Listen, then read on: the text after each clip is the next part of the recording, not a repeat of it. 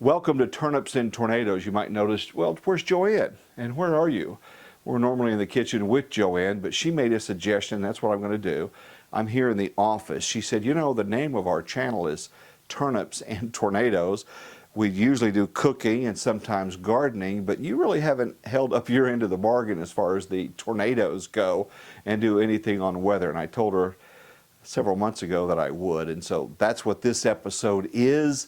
We're not going to cook anything. There'll be no sampling of the food afterwards, but maybe, just maybe, you'll walk away with some information and knowledge. So what do you want to talk about? Tornadoes, chemtrails, rainbows, storms? I thought we'd start off real basic with something that you probably know something about, and that, of course, is the temperature. And we know the more it goes up, the hotter it is, and the more it goes down, the colder it is. Well, there's more to that. In fact, I think I just came up with 10 things you probably didn't know about temperature. So let's get started. First of all, number one, what is temperature? Well, you probably have a pretty good idea intuitively what it is, but in the glossary of meteorology, that is the textbook of what things are and what they're called and what they mean and how they relate to each other. It's basically the degree of heat present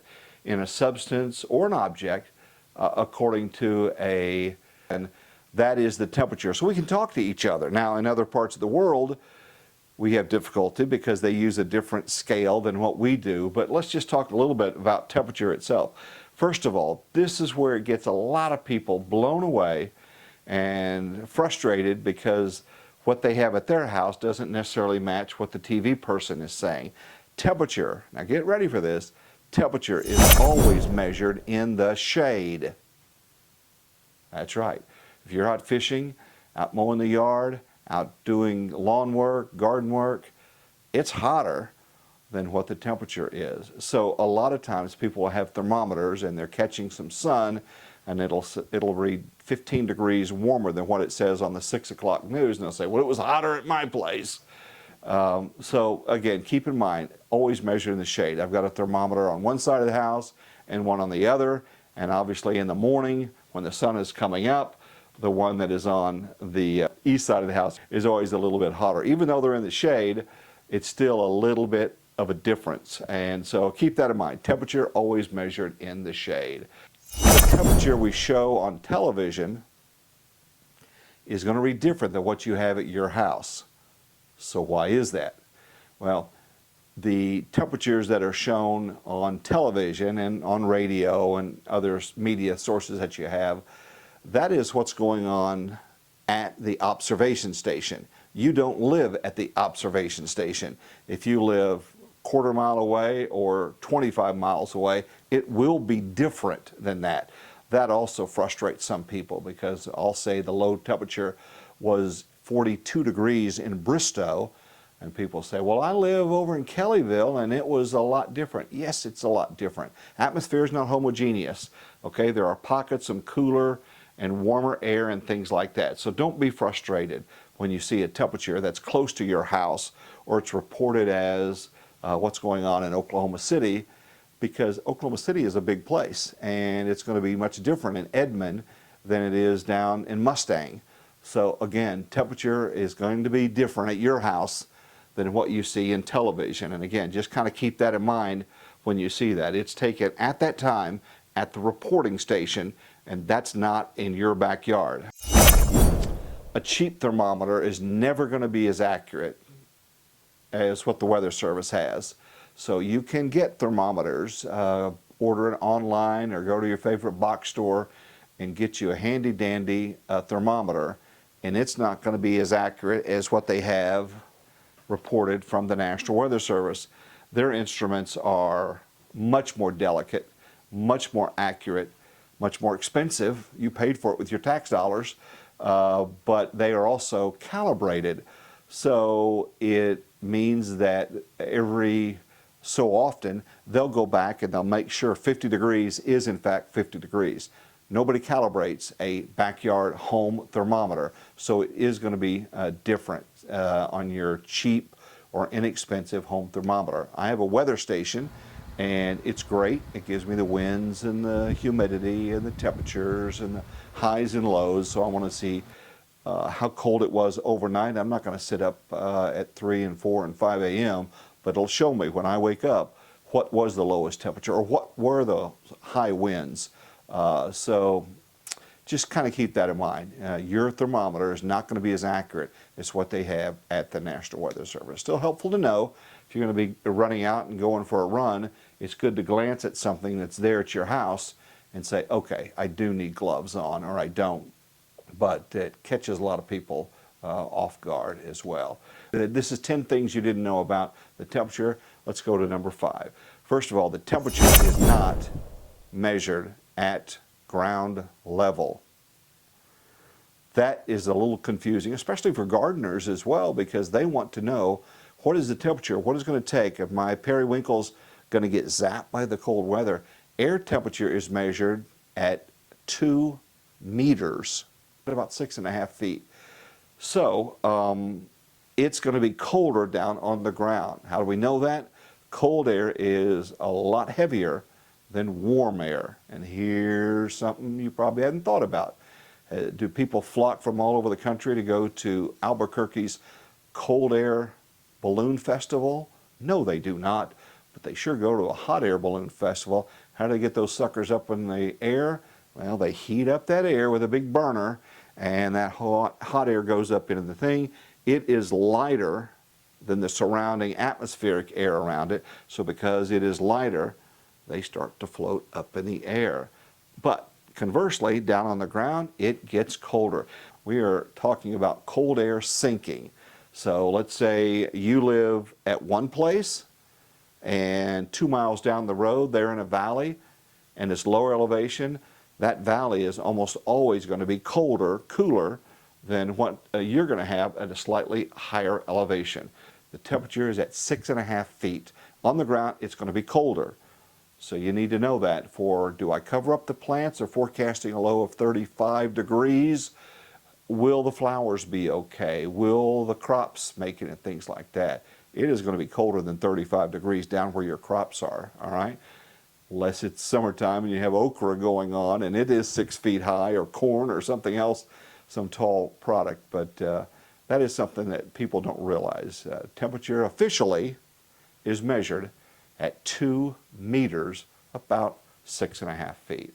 The temperatures are measured in a grid, and the more temperatures we have, the more precise we can be about outflow boundaries coming in, a cold front, a warm front lifting north. So in the early days, there weren't very many observation stations, and we didn't have a link to that. I couldn't tell you immediately what it was in Wichita or what it was in Dodge City or what it was in wherever. Things have changed.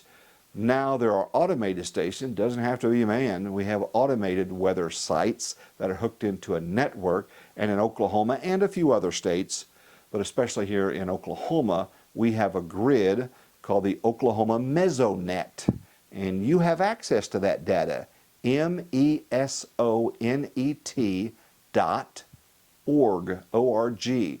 Now, you're going to have to go to the site, noodle around a little bit, but instead of finding out, and it frustrates a lot of people when I would say, here's the temperature today in Miami. They'd say, yeah, well, what is the temperature over in Blue Jacket or my county or things like that? So people would get frustrated. You always mention Tulsa. How come you don't mention on a regular basis what it is in Sapulpa? Or how come you don't mention what's going on in Kanawha or whatever? Well, now we have a finer grid of automated weather sites on the Oklahoma Mesonet, and you can check that out. So if you live in a rural area and you get frustrated, I don't care what's going on in Tulsa, what's going on right here, there'll be a Mesonet site that's not necessarily in your town, but a heck of a lot closer, and you can have access to that data. And it'll give you a lot of information. This is the page, and this will give you the highs and the lows and the wind gusts and things like that.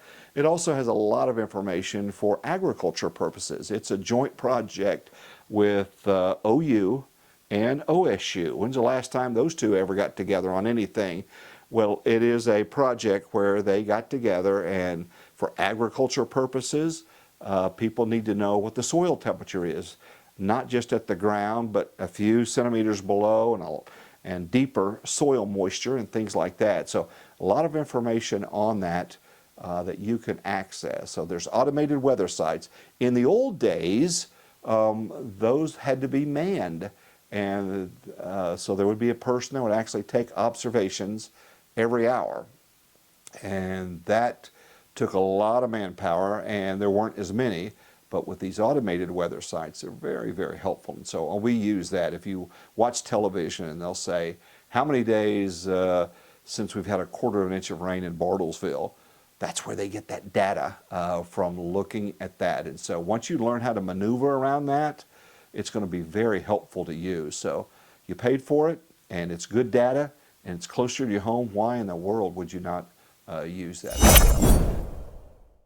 Upper level temperatures, why are they important for us? Man, they are essential. So even though we have tremendous technology, a lot better than what it was when I started my career, one of the primary ways that we still get upper air information is from weather balloons. They are these balloons that they fill up, and they release them twice a day unless there's an extra one that was sent out, especially for synoptic purposes. If we have a convective type situation where there's storms that may have the potential for blowing up, there's a lot of time between 6 a.m. and 6 p.m.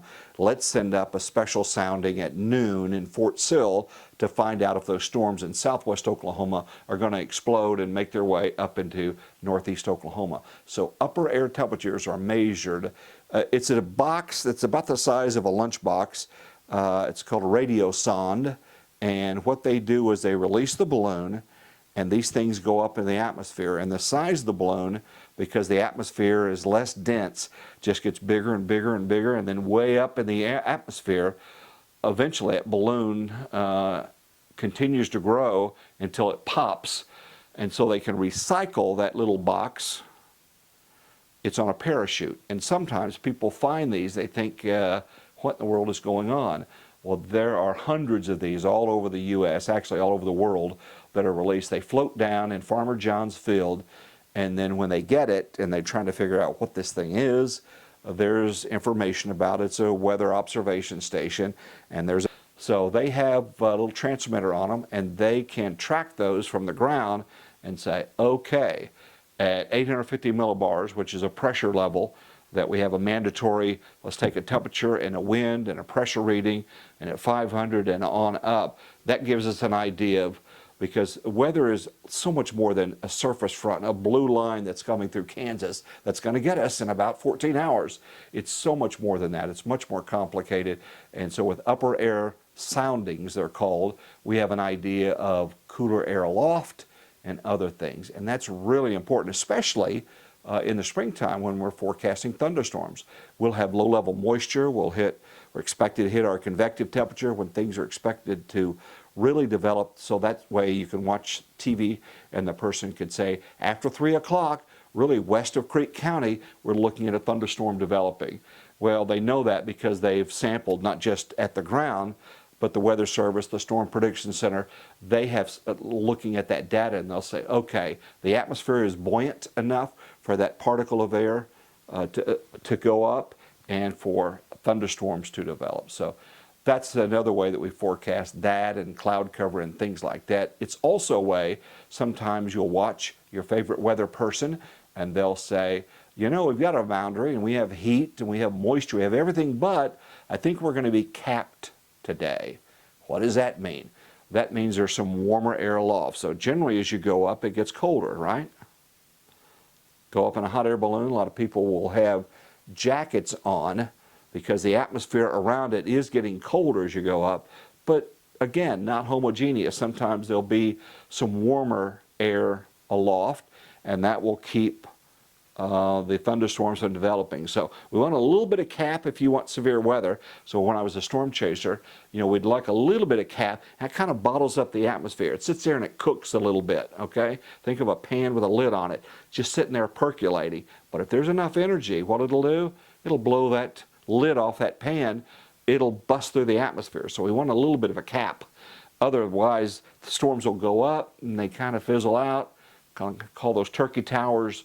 Those towers kind of went up, but they didn't bubble up and produce severe weather. So a little bit of cap, if you want severe weather, is good until we bust through that. Then after we do, that's why sometimes thunderstorms can develop. You go into Target at 2 o'clock and you kind of look around, if you're observant like I am. Oh yeah, things are starting to cook. And an hour later when you come back out, there's a thunderstorm going on. All that developed in a very short amount of time. So that's why we always preach, kind of be weather aware, because things are going to happen, and they sometimes can happen in a hurry as well. One thing is it's going to be always warmer, always. You have to be careful in science to say the word always. Usually it's going to be warmer in the city than it is in the suburbs and or out in the country. So cities have a lot more concrete and asphalt and bricks and things like that, and so they absorb that heat and they slowly release it during the evening and the nighttime hours. But in the city with all the concrete things of that, every time they build a new shopping center, a new housing development, it's going to be warmer there than before the developers came in and plowed up all those beautiful trees and things of that nature. So if you live in a rural area, it is going to be cooler than what they have in the city. We use the Fahrenheit scale. Most of you know that. That's that little F. And if you've only lived in the United States and you've only tracked the weather here, that's all that you know. 50 is 50 and 20 is cold and 90 is too hot. That's the Fahrenheit scale. Well, Fahrenheit is scale was named after the guy that invented it. His name was Daniel Gabriel Fahrenheit. In 1924, he came up with the Fahrenheit scale that's used today. And 32 degrees, as we all know, is when water freezes at standard atmospheric pressure. And then the boiling point of water is 212, and they're exactly 180 degrees apart. And I think Mr. Fahrenheit, Daniel Gabriel Fahrenheit, looks a lot like Brian May, the lead guitarist from Queen, one of the founders of Queen. Just an observation I made. All right, then 20 years later, a guy said, that's a little confusing, 32, 212. Let's simplify these. So let's make it easier. How about if 0 was freezing at standard atmospheric pressure and 100 was boiling? Wouldn't that be a much simpler scale? People cringe when you say the metric system, especially if you're my age, because they think it's more complicated. Really, it's a lot easier. And that's used in most of the world, the metric system. I'm not here pushing one or the other, but we're comfortable with what we use and what we do, right? And so we're used to Fahrenheit, and that's fine. We're used to inches and feet and yards and miles and things like that. They have a system where you don't have to remember that, how many feet are in a yard or how many yards in a mile. Everything in their system, you move the decimal point. So it's a little bit easier. I'm not going to preach on that. In all sciences, we use the metric system. So we could talk to researchers in Germany or New Zealand or whatever. So that is the Celsius system. And that was an interesting scale. The guy was a Swedish astronomer. He invented the centigrade or Celsius scale. And it's used most everywhere. So 0 and 100, that is the dividing point from one to another. And finally, an easy way to convert from 1 Celsius to Fahrenheit and vice versa. Let's start off with something that we know. That, of course, is the Celsius temperature. Let's say that we know that. Well, all you do is take that value, multiply it times 9, and then divide the whole thing by 5. When you get that, you add 32, and your answer is the Fahrenheit temperature. So here we go. Let's pretend that Celsius is 10 degrees. All right, we multiply it times 9, we get 90. Divide that by 5, and we would get 18. And then 18 plus 32 is 50. So 10 degrees Celsius would be 50 degrees Fahrenheit. Easy, easy. All right, now let's do just the opposite. Let's try to solve for what the Celsius temperature is if we know the Fahrenheit. Take the Fahrenheit temperature and then subtract 32 from it. Whatever that value is, multiply it times 5. That divide by 9 and you'll get the Celsius. Let's give you an example. Let's pretend we've got 80 degrees Fahrenheit and let's subtract 32. That leaves us 48. We multiply 48 times 5. That's 240. And then we divide that by 9. You get 26.7 if we round up degrees Celsius. There's other formulas, but these are the most common, the ones they teach at very early levels. And that's an easy way to convert from one to another, and something that maybe you'll remember if you need it. And one final point, the human body is very adaptable. Folks who live in the north can deal with cold weather much better than those of us who live in the south. Have you ever traveled somewhere we consider cold and the locals are running around in shorts and a t-shirt? On a recent trip to Alaska, a local told us there they don't even consider it cold until they hit 0. You know, our bodies acclimate rather quickly even in our climate, but some who live in extreme areas, as far as the temperature goes, regardless of what the temperature says, their bodies slowly get used to that. So many things about weather that you don't really have time in a television weathercast. Think about that weather person, but think about that, all the things that they have to do. Certainly you want to talk about the past weather a little bit. How cold was it this morning? How high were those winds? So the past, you want to find out what's going on now. The present, here's what's going on right now. We've got a temperature of this, and those winds have turned to the southeast. And then, more importantly, I used to tell my folks, budget a lot of your time on what's going to happen. They can research how high the winds were and what the low was. They can find out what's going on, but they don't have your opinion as to what's going to happen. So tell me, how cold is it going to be tonight? How windy is it going to be tomorrow? Is there going to be any rain at all? So past, present, and future, how long do you think they have? Well, most have about 2.5 minutes, sometimes 3. If you're lucky and it's a slow news day, you might get 3.5. But that's not a lot of time to give people that weather information. If you go longer than that, the sports guys get hacked off because they can't do all their sports stuff, and they've been working hard and things like that. But so give them a little bit of break when you're watching the weathercast. They don't have time to explain all those things. They say things sometimes that you may not completely understand, or you misunderstood what they said or misinterpret what they said. So if they tell you a 1/4 inch of rain, doesn't mean it's going to rain a 1/4 inch at your house. It means somewhere in that grid, the data is suggesting there is a potential for a 1/4 inch of rain. So again, 2 miles down the road, they may have had 1/3 of an inch of rain. You may wound up with nothing, and you're going to say, oh, that person was wrong again. Were they wrong? They didn't say it's going to rain exactly at your house in that grid, in that area. They said the data is suggesting or potential is there for producing that much rain. So I'm asking you to keep your weather person in mind and do a little research on your own. Weather is fascinating. If you want to think, especially for homeschoolers, get them interested in math and science, weather, all right? And so Turnips and Tornado, today was the weather portion of that.